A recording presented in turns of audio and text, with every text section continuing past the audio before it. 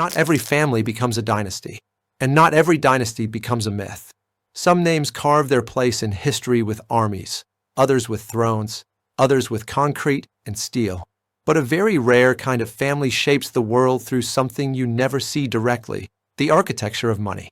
Credit, debt, risk, rescue. Tools that decide which empires survive and which ones quietly fall apart. The Rothschilds began as a single banking family in Europe.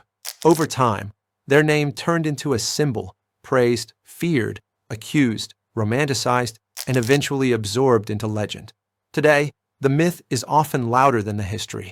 And sometimes, what people choose to believe about a dynasty can be more revealing than what the documents say. This is Box, the Bloodlines of Power. Before we enter the story where fact ends and legend begins, a disclaimer. This documentary does not claim to reveal hidden truths, expose secret agendas, or verify any form of political or historical conspiracy. Everything you are about to hear comes from publicly available sources: historical records, academic research, long-standing reports, documented timelines, and well-known cultural narratives. Some elements in this episode belong to verified history. Others belong to something different: the legends, rumors, and interpretations that grew around this family over centuries. These unverified accounts are included not as fact, but because myths themselves reveal how a dynasty was perceived, feared, or imagined by the world around it. You are not asked to accept any version, historical or legendary, as absolute truth.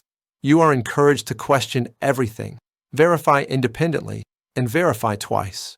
This is not instruction. This is exploration. Interpretation remains yours. Every dynasty begins with a moment that seems too small to matter at the time. For the Rothschilds, that moment was a single building on a narrow street in Frankfurt's old Jewish quarter. A quarter so confined that families were forced to build upward, not outward. In the late 1700s, Mayer Amschel Rothschild began as a dealer in coins, antiques, and rare artifacts collected by princes across German states. His early success did not come from wealth, but from something more subtle: information. He studied prices, tracked political shifts, learned the habits of nobles, and understood the value of knowing before others did. In a Europe fractured by borders, rivalries, and slow communication, information was not simply useful, it was currency. Mayer's clients trusted him not because he had the most money, but because he had the most reliable insight. Over time, his business evolved from rare coins into credit, loans, and financial services, the tools that would soon reshape entire nations.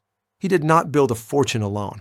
He built a foundation for something larger, a family network capable of moving information, capital, and influence faster than most governments of the era.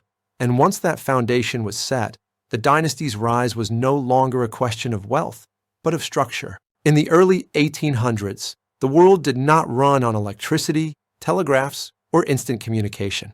It ran on distance. Whoever moved information fastest controlled the outcome. Mayer Amschel understood this. His 5 sons understood it even better. As Europe entered an age of war, shifting borders, collapsing empires, and financial uncertainty, the Rothschild family built something no other banking house possessed: a private, international communication system. Couriers coded letters, riders trained to travel without delay. Frankfurt, Vienna, Naples, Paris, London. A network designed not just to transfer money, but to transfer knowledge, hours or even days before official channels. This was not intrigue. This was logistics.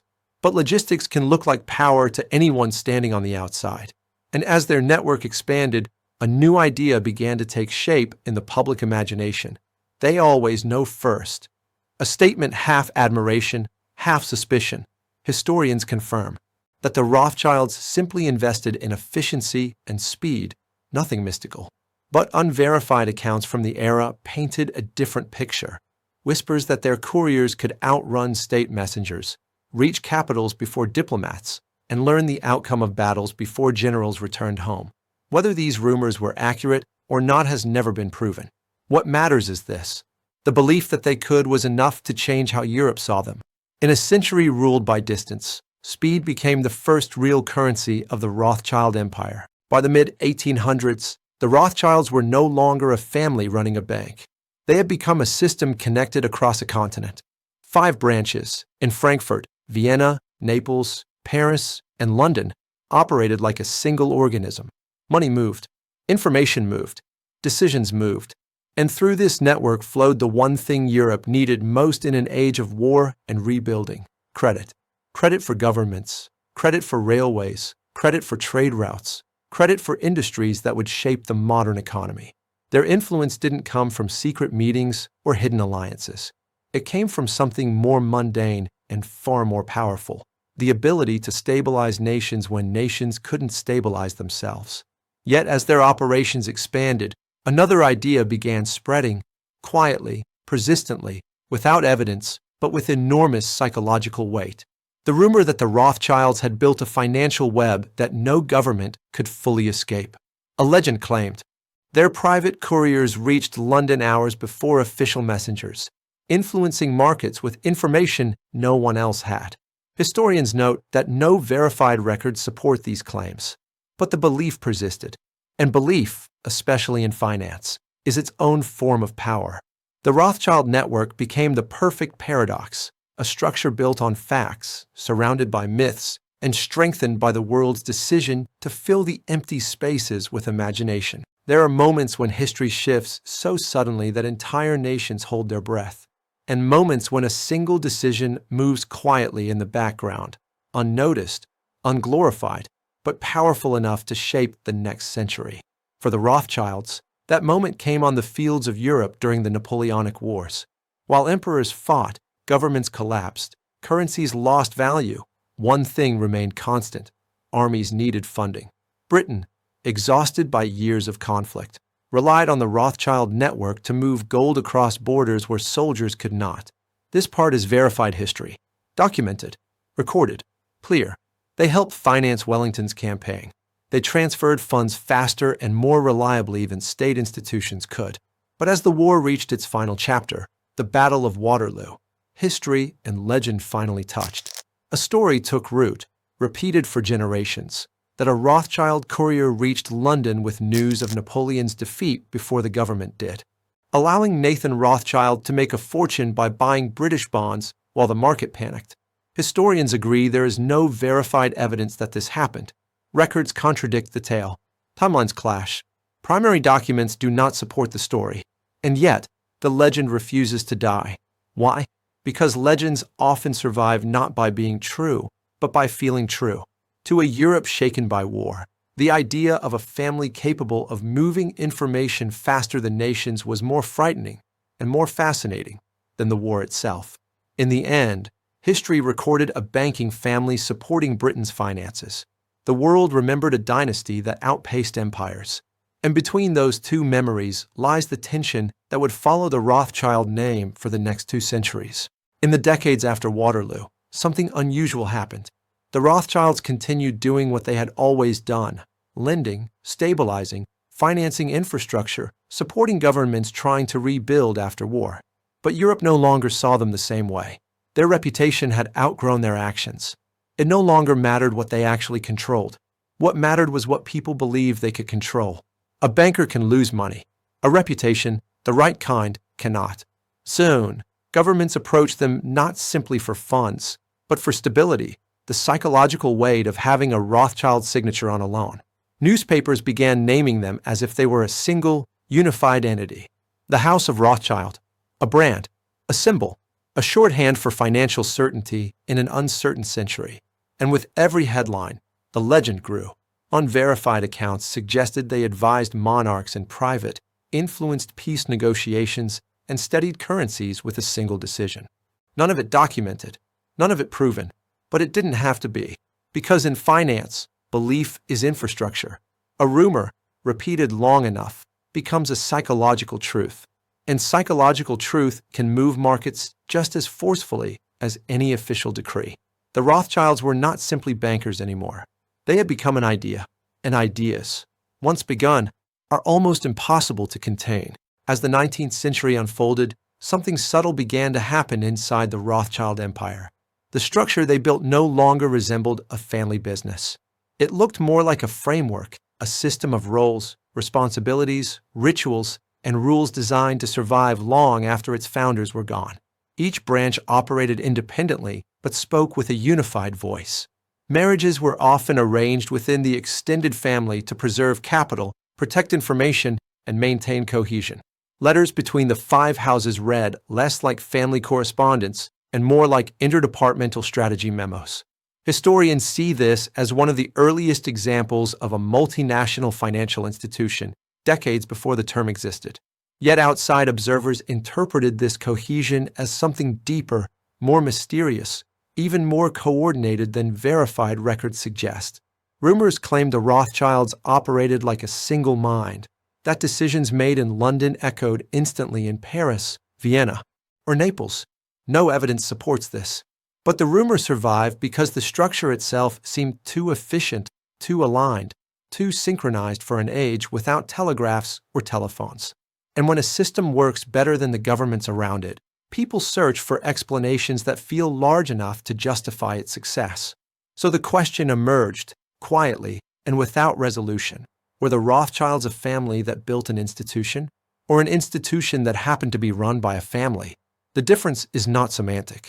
It determines how the world interprets every action they took for the next 100 years. If stories like these hold your attention, you can support Box by subscribing so the next chapter finds you. And if you ever want the darker side of truth told through satire, the link to my other channel, Punchline Protocol, is in the description. Now, let's continue. By the mid-19th century, the Rothschilds had built something more durable than fortune, a structure that defined how nations borrowed, paid, traded, expanded, and recovered. The architecture of credit. Before modern banks, before international regulations, before global markets, credit was unreliable. Wars bankrupted governments. Currencies collapsed. Inflation devoured savings overnight. Europe needed stability, and the Rothschild network delivered it. They standardized loans across borders, interest rates, repayment schedules, collateral structures, risk assessments, tools that seem ordinary today but were revolutionary then.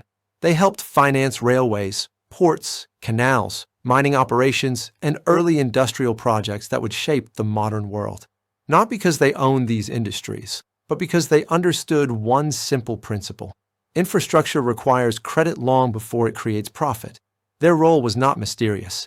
It was structural, and in that structure, governments found the stability they could not create on their own. Yet the more essential their financial architecture became, the more people began to imagine that any system so effective, so coherent, so far ahead of its time, must be guided by something hidden. A shadow, a hand, a plan. But documents tell another story, one far simpler and far more revealing. The Rothschilds succeeded because no one else was building systems at this scale. In a century defined by uncertainty, the family offered what states could not: continuity. And continuity, in an unstable world, becomes indistinguishable from power. Every powerful family develops two histories, the one written in archives and the one whispered in shadows.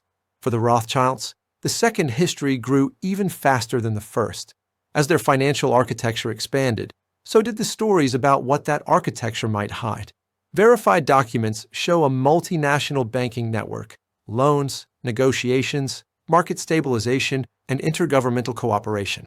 But outside that paper trail lived the rumors. Whispers about private vaults beneath European capitals, claims that they moved invisible money, the kind governments didn't record but depended on.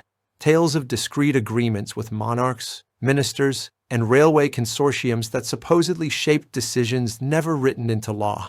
No verified evidence confirms these stories. Not one. Yet they persisted decade after decade, gaining weight precisely because they lived in the gaps between facts. People filled those gaps with imagination, fear, admiration, resentment. A legend emerged of a shadow economy where the Rothschilds could move gold across borders with a speed governments could not match.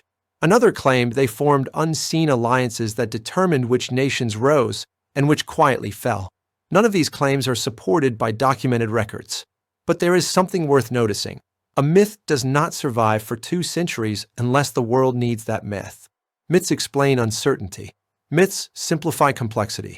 And in an era when money moved faster than understanding, the Rothschilds became the perfect metaphor for every system too big and too quiet for the public to see. not because they controlled it, but because they built it early enough for others to imagine they did. By the late 19th century, the Rothschild name lived in two different worlds. The first was documented history: banks, loans, negotiations, infrastructure, diplomacy, financial stabilization at moments when nations trembled. The second was something entirely different: a mythology built piece by piece from admiration, suspicion, misunderstanding, and the human need to assign shape to the invisible. These two versions rarely overlapped. Reality: a family that mastered logistics, communication, and the mathematics of risk. Myth: a dynasty orchestrating markets from behind a curtain. Reality: documented partnerships with governments to stabilize currencies during moments of crisis. Myth: secret influence over political outcomes far beyond any verified evidence. Reality: a multinational banking network, the first of its kind, built on speed, reliability, and consistent structure. Myth: a hidden hand guiding decisions across Europe. And yet, the mythology survived precisely because the verified history left enough empty space for imagination to take root. People do not invent legends about families who fail. They invent legends about families whose success arrives too early, too efficiently, too quietly to feel accidental. And so the Rothschilds carried a burden uniquely their own: the burden of being both a documented structure and a symbol for everything the public could not explain about economic power. In the end, the myth said less about the Rothschilds themselves and more about the world that surrounded them, a world searching for certainty in forces it did not understand. As the 19th century gave way to the 20th, something almost paradoxical happened. The world changed. Empires fragmented. Monarchies collapsed. National banks rose. And the Rothschild name, once synonymous with financial certainty, began to fade from public visibility. Not because their influence was dismantled, but because the systems they helped create no longer needed the family's name to operate. The architecture of credit became institutional. Nations formed central banks. Regulations standardized markets. International finance became a profession, not a dynasty. What the Rothschilds introduced, cross-border lending, sovereign debt management, intergovernmental financing, evolved into global norms carried out by institutions much larger than any single family. In effect, the structure outgrew its architects. And while their public visibility shrank, the system they helped build expanded into something that would reshape the modern global economy. Yet this disappearance produced an unexpected effect. As the verified influence diminished, the legends surrounding the name grew louder. People saw the decline of the family's public role not as the natural evolution of global finance, but as a sign that they had moved further into the shadows. The reality was far simpler. The Rothschilds became one voice among many in a rapidly expanding financial world. But the myth interpreted their quiet transformation as proof of deeper, unseen power. This is the final irony of their legacy. The more the structure grew, the less the world believed they had let go of it. Sometimes stepping back makes the shadow appear even larger. By the early 20th century, the Rothschilds had already completed the most significant part of their legacy. Not through visible control, nor through dramatic interventions, but through something far more enduring: the normalization of international finance. Systems they helped pioneer, long-distance credit, intergovernmental loans, sovereign debt markets, no longer required a single influential family to function. They had become automated by institutions, governments, regulations, and global demand. Influence no longer needed presence. When a system is strong enough, it operates through momentum. The Rothschilds were still active, still wealthy, still connected, still respected, but they were no longer the architects of the world's financial decisions. The world had grown beyond the scale of any one dynasty. Yet the myth refused to acknowledge this transition. To the public, disappearance looked like concealment. Silence looked like strategy, and the spread of global finance. Complex, technical, difficult to understand, offered fertile ground for old legends to take new forms. Influencers fade, institutions remain, and once influence becomes structural, the question of who controls it becomes less meaningful than the question, who built it in the first place? Institutions outlive families, but families who shape institutions leave shadows that take much longer to disappear. By the time the modern era arrived, The Rothschilds had already become something rare in history, not just a dynasty, but a symbol. Their verified influence had shifted into the background, absorbed by institutions that inherited the systems they once helped pioneer. But their perceived influence continued to grow long after their direct power had diminished. This is the paradox at the heart of their legacy. The less the family shaped the world, the more the world imagined they still did.